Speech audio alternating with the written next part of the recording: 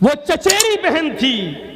लड़का कह नहीं पाया, बाप ने बेटी की शादी कहीं और कर दी। बुखारी शरीफ की हदीस है, बुखारी शरीफ में ये वाक़या मौजूद है।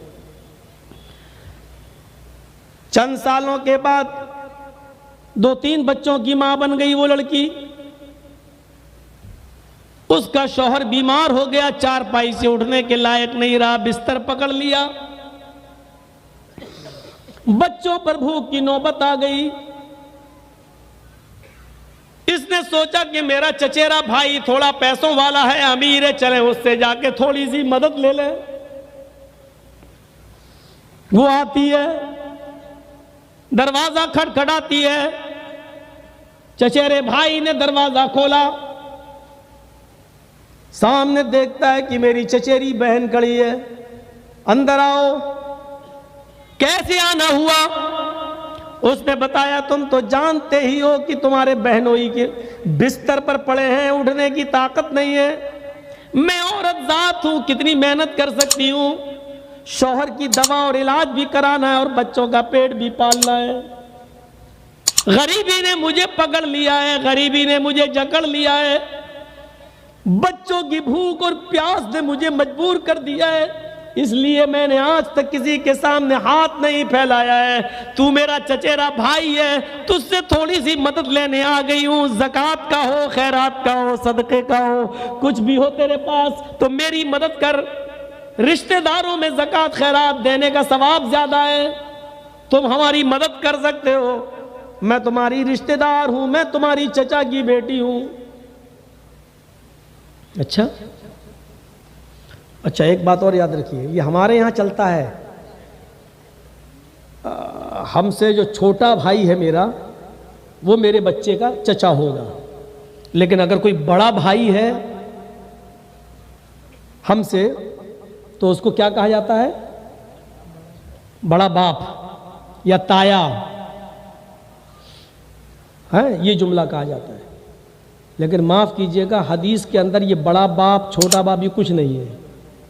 वहां बड़ा हो या छोटा हो, सब चचा है। हम लोगों की लुगतें अलग है ना, माहौल में रहते हैं ना। अल्लाह के रसूल सल्लल्लाहु अलैहि वसल्लम के जो बाप थे अब्दुल्ला, वो अपने 10 भाइयों में सबसे छोटे थे और उनका इंतकाल हो गया था।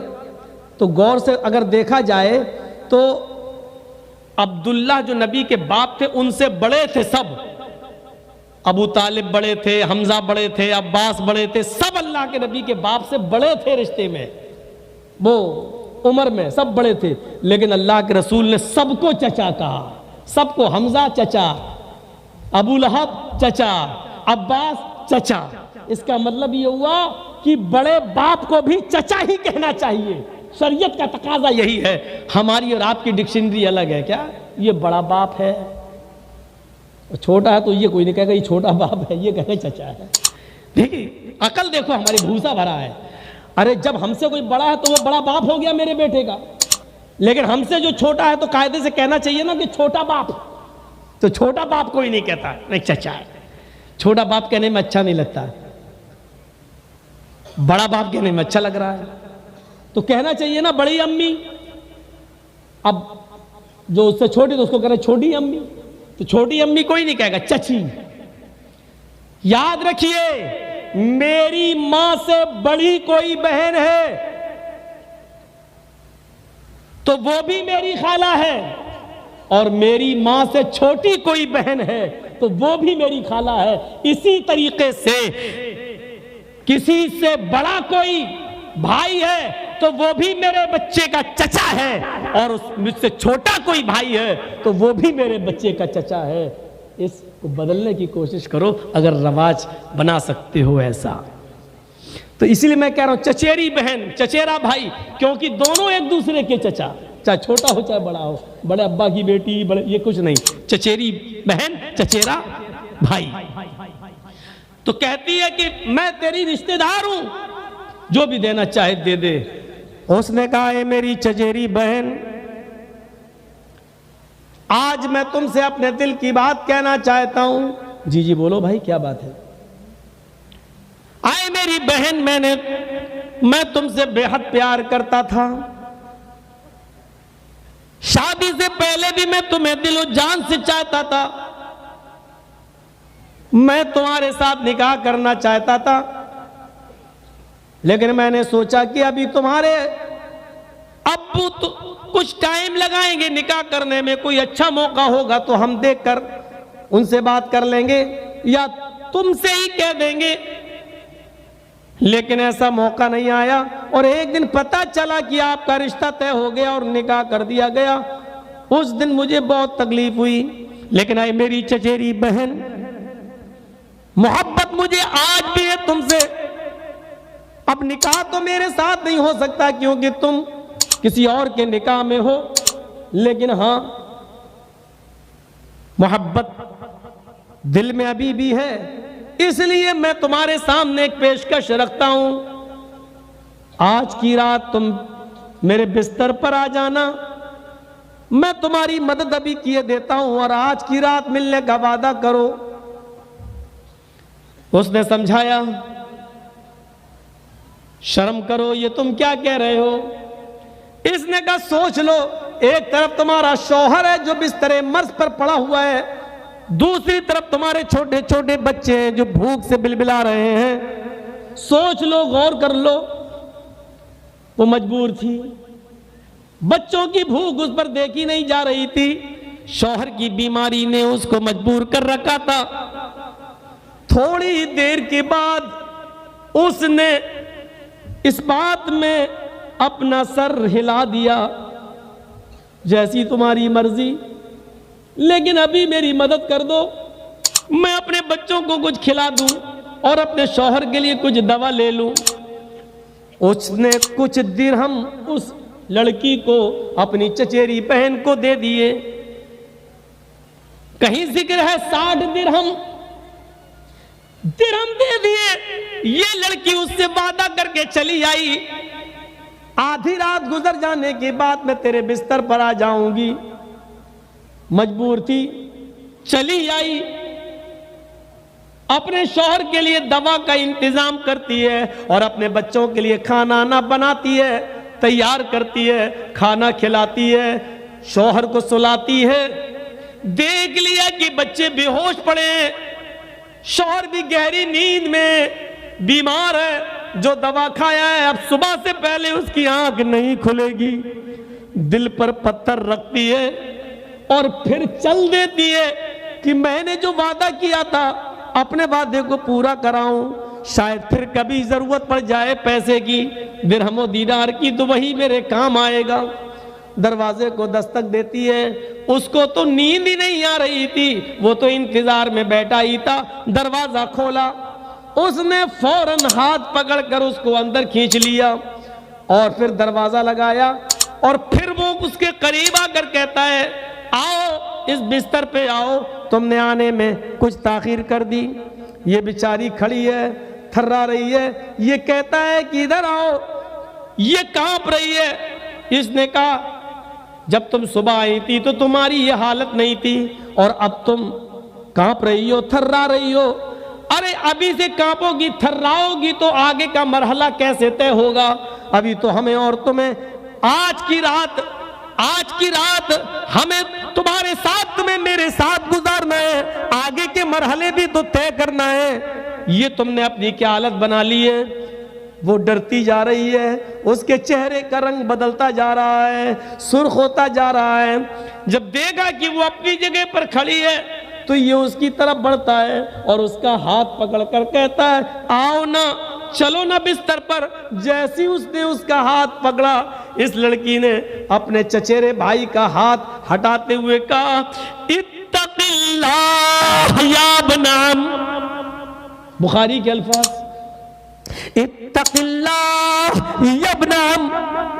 आए मेरे चचा के बेटे, आए मेरे भाई, या बनाम, आए मेरे चचा के बेटे, आए मेरे भाई, इत्तक़िल्लाह, अल्लाह से डर जा। या बनाम, इत्तक़िल्लाह, आए चचा के बेटे, अल्लाह से डर जा। तू उस हद को क्रॉस करने जा रहा है जो तेरे लिए हलाल नहीं है। तू उस मोहर को तोड़ने जा रहा है जो तेरे लिए जायज नहीं है।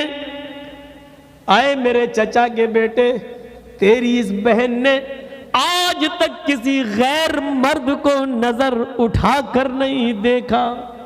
बिस्तर पे सोना तो दूर, नजर उठा के नहीं देखा। मेरी मजबूरी मुझे तेरे पास खींच के लाई। एक रात के चंद लम्हों के इंजॉय के लिए, लज्जत के लिए मेरी पूरी जिंदगी की इबादतों पर पानी मत फेर। आए मेरे चचा के बेटे, अल्लाह के अजाब से डर जा, जहन्नम की आग से डर जा, कब्र के अजाब से डर जा। आए मेरे चचा के बेटे, अल्लाह का खौफ अपने दिल में पैदा कर। सिर्फ एक ही जुमला बोला, इत्तक़िल्लाह, अल्लाह से डर। अल्लाह अल्लाह निकलते ही कांप गया। जिसने पूरी जिंदगी गुनाहों में गुजारी हो, लेकिन आज उसके सामने अल्लाह का लफ्ज इस स्टाइल में आया कि वो कांप गया और कहने लगा, मेरी बहन तुम ठीक ही कह रही हो। तुम तो एक काम पर, और वो भी अभी किया नहीं है, तुम तो एक गलत काम पर, हालांकि अभी वो तुमने किया भी नहीं है, इतना डर रही हो। हाय मेरी तो सारी जिंदगी गुनाहों में चली गई, मेरी तो सारी जिंदगी गुनाहों में मुलव्वस हो गई। तुम तो एक काम पर इतना डर रही हो, हालांकि वो काम अभी तुमने किया भी नहीं है। इतना डर रही हो, कांप रही हो, मुझे कितना डरना चाहिए। आए मेरी बहन, जा जा, वो मैंने 60 दिरहम तुझ पर छोड़ दिए, और जरूरत हो तो और ले जाना। जा, मैं तेरे साथ अब गलत काम का इरादा नहीं रखता। कहने लगी, क्या ये मेरा वही भाई बोल रहा है जो अभी मेरे जिस्म के साथ खेलना चाहता था? हाँ मेरी बहन, ये तेरा वही भाई बोल रहा है। तू जा सकती है, मजबूरी हो तो फिर चले आना, मैं तेरी और मदद कर दूंगा।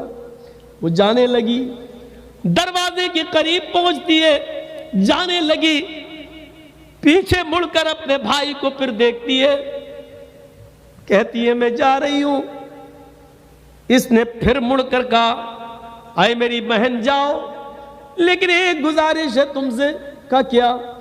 कल कयामत के दिन जब अल्लाह मेरा हिसाबो किताब ले और मेरे नामे आमाल में गुनाह ही गुनाह हो, और फरिश्ते को हुक्म दे दे इस गुनाहगार इंसान को जहन्नम के अंदर फेंक दो, क्योंकि ये अपने नामे आमाल में कोई नेकी लेकर नहीं आया है। और जब मुझे फरिश्ते घसीटते हुए जहन्नम में डाल रहे हो, तो आए मेरी बहन, उस वक्त मेरे रब के सामने इतनी गवाही दे देना, क्या अल्लाह ये मेरे साथ भी गुनाह करना चाहता था, लेकिन जब मैंने तेरा नाम लिया, अल्लाह से डर जा, तो इसने तेरे खौफ से मेरे साथ जिना नहीं किया, मेरे जिस्म के करीब नहीं आया। अगर मेरे साथ जिना से बचाने वाला इसको कोई चीज थी तो वो तेरा डर था, तेरा खौफ था, तेरा खशियत थी, तेरा डर था। बस इतनी गवाही दे देना, शायद तेरी गवाही से अल्लाह को रहम आ जाए और वो मुझे बख्श दे। ये कहकर उसको रुखसत कर दिया। पूरा वाकया बयान करने का मकसद सिर्फ इतना है कि पूरी ज़िंदगी गुनाहों में गुजरी थी उसकी, और जिना के करीब। और याद करो, जिसने पूरी रात दिमाग ही बना लिया हो कि अभी आती होगी, जहन बना चुका हो कि हम उससे मिलेंगे, आज दो जिस्म और एक जान होंगे, और ऐन मौके पर उसके अरमानों पर पानी फेर दिया जाए और ये कह दिया जाए कि अल्लाह से डर जा, क्या बीती होगी। लेकिन अल्लाह का खौफ उसको कैसा था कि फौरन उसने कह दिया, जा, मैंने तुझे नजरअंदाज कर दिया। इत्तक़िल्लाह, अल्लाह से डर, ये जुमला जैसी उसके अंदर आया, सुना, कांप गया और थर्रा गया। इन्नमल मुमिनून अल्लज़ीना इज़ा ज़ुकिरल्लाहु वजिलत कुलूबुहुम, काफ़ी है। 3 वाक़े, जब अल्लाह का नाम आ जाए तो उनके दिल कांप जाते हैं और थर्रा जाते हैं। अब दूसरी चीज़ आई है मोमिन की पहचान, वइज़ा तुलियत अलैहिम आयातुहु ज़ादतहुम ईमाना, और जब कुरान की तिलावत की जाती है तो उनके ईमान में ज़्यादती हो जाती है। कुरान पढ़ते वक्त ईमान में ज़्यादती, हमारे ईमान में ज़्यादती क्यों होती है? क्योंकि हम कुरान पढ़ते हैं, कुरान की तिलावत नहीं करते। पढ़ना क्या है? ए मौलाना हाफिज साहब, हाँ रमज़ान के महीने में 30 दिन तरावी होती है, कहाँ पूरा कुरान सुनना है क्या? हाँ नहीं सुन पाएंगे। 30 दिन कौन मस्जिद में आएगा? हम लोग ऑफिस वाले आदमी हैं, थक जाते हैं, तो एक दिन में पूरा कुरान पढ़ दो। हाफिज साहब खड़े हो गए, इशा की नमाज पढ़ा के अल्लाहु अकबर, अब चली राजधानी एक्सप्रेस, गैरिल मग़दूबि अलैहिम वलद्दाल्लीन, गाड़ी यहां तक सही चली। इसके बाद अलिफ लाम मीम, ये भी समझ में आ गया। इसके बाद देखिए आप, ज़ालिकल किताबु ला रैब फीहि हुदल लिल मुत्तक़ीन अल्लज़ीना युमिनूना बिल ग़ैबि युक़ीमूना अस्सलाता व मिम्मा रज़क़नाहुम युनफ़िक़ून। वो आखिरी वाला जुमला यालमून और तालमून समझ में आता है, बकिया तो लगता जैसे छक छक चल रही है गाड़ी राजधानी एक्सप्रेस। अब ये सीधे कलकत्ता से छूटी है और आसनसोल